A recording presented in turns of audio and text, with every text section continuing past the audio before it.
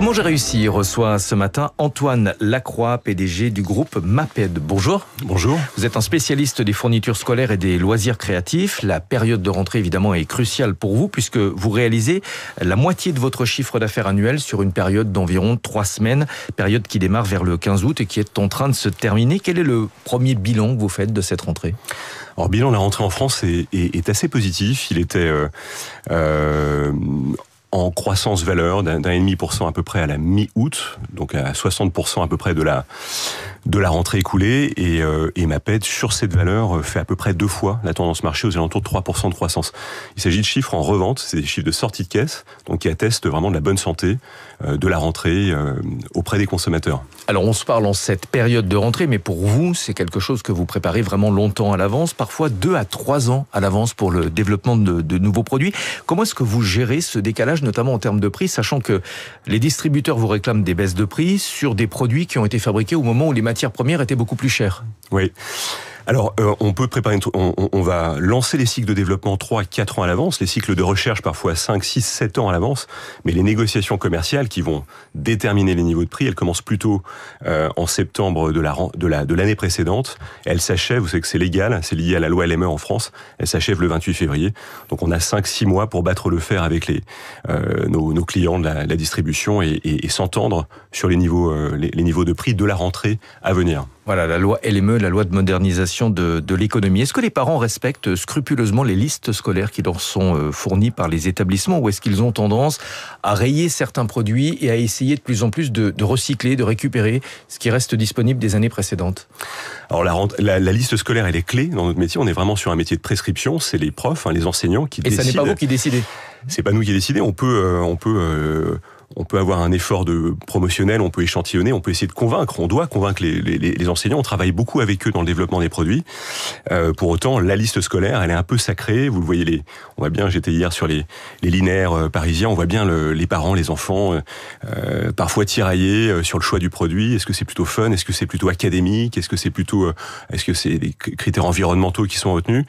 Mais il y a une tendance, il y a un certain conservatisme dans notre industrie qui est lié justement au respect de la liste scolaire. C'est pas facile de lancer des produits qui s'évadent des standards imposés par les enseignants. Est-ce que le prix, c'est toujours l'un des principaux critères que surveillent les parents?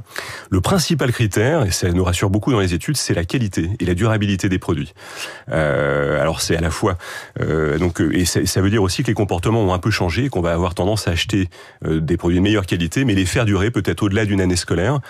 Donc on a un marché qui se comporte plutôt bien en valeur, et notamment les marques apportent une réassurance et de la valeur à la distribution. Est-ce que ça veut dire que vous jouez, vous, la carte de la qualité pour résister à la concurrence des plateformes de vente en ligne qui proposent des prix défiant toute concurrence, mais avec des produits qui sont souvent moins durables?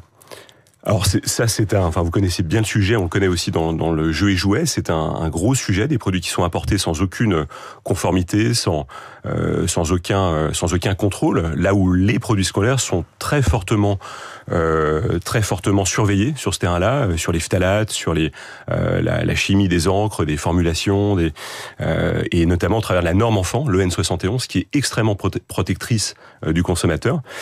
Donc bien évidemment, pour Maped, c'est un enjeu crucial d'assurer la conformité des produits, peut-être même au-dessus des attendus, et d'assurer surtout la durabilité, la qualité. On a tout un banc de tortue, on a un service de qualité qui torture les produits en permanence et qui s'assure qu'ils résistent aux assauts de leurs utilisateurs au quotidien. Vous renouvelez environ 15% de votre gamme de produits chaque année pour répondre notamment aux exigences marketing de la grande distribution.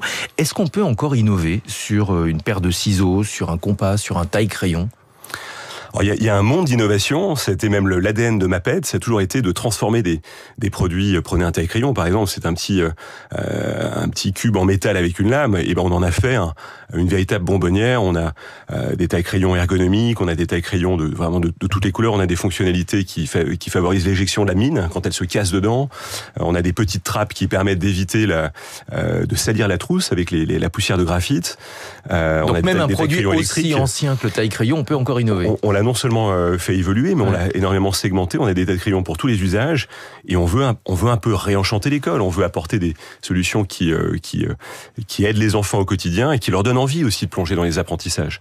Et donc on le fait dans toutes les familles. On a des ciseaux avec des anneaux souples, on a des compas avec un levier qui permet de verrouiller les branches pour plus de précision. Et on parle de produits ici qui pèsent parfois 10-20% du marché de la rentrée des classes et que la plupart des élèves ont dans leur trousse. Quelles sont les tendances cette année en matière de nouveaux produits ?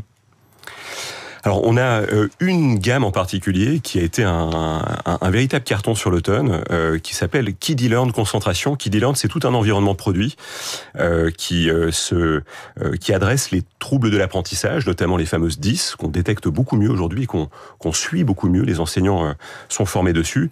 Et au sein de KidiLearn, Maped KidiLearn, on a fait Maped KidiLearn Concentration. Et comme son nom l'indique, c'est une gamme qui s'adresse aux 2 enfants sur 3 qui ont des problématiques de concentration. Rien de dramatique, mais c'est ces difficultés parfois à se recentrer sur le contenu du cours. Et ces produits s'inspirent de fidgets, c'est-à-dire c'est des pièces très sensorielles, souvent avec des matières souples, rotatives, qu'on peut actionner avec les mains et qui permettent à l'enfant de retrouver sa concentration et de reprendre contact avec le contenu de l'enseignement. Et on s'est fait dévaliser le webshop en juin. On avait lancé les produits sur notre webshop et aujourd'hui, je vois bien, j'étais là encore en magasin hier et je vois bien que la gamme se comporte extrêmement bien, beaucoup plus. On avait en tête plutôt un marché de niche, on voulait adresser des besoins un peu spécifiques et puis on se rend compte que c'est un besoin finalement qui est universel. Donc voilà, KidiLearn Concentration dans toutes les bonnes crèmeries. Vous dites réenchanter l'école. Est-ce que vous avez le sentiment que les enfants réussissent mieux lorsqu'ils ont des fournitures scolaires qui leur plaisent ?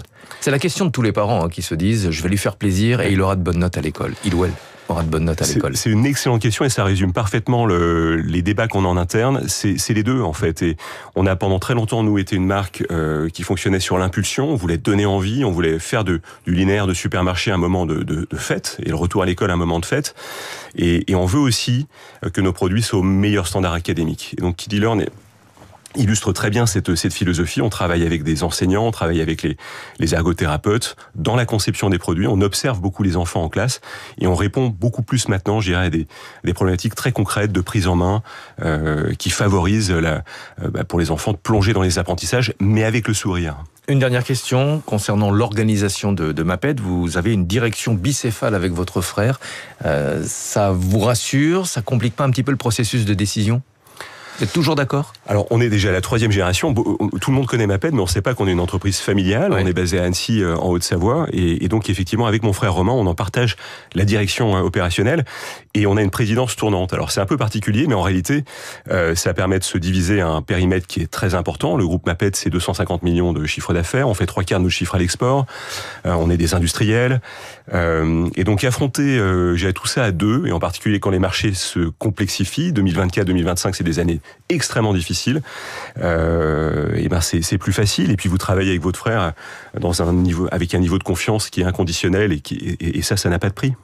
Merci beaucoup d'être venu ce matin sur Radio Classique. Merci Antoine infiniment. Lacroix, PDG du groupe Maped, spécialiste des fournitures scolaires et des loisirs créatifs. 6h22 sur Radio Classique. Nathalie Janson nous a rejoint pour les classiques.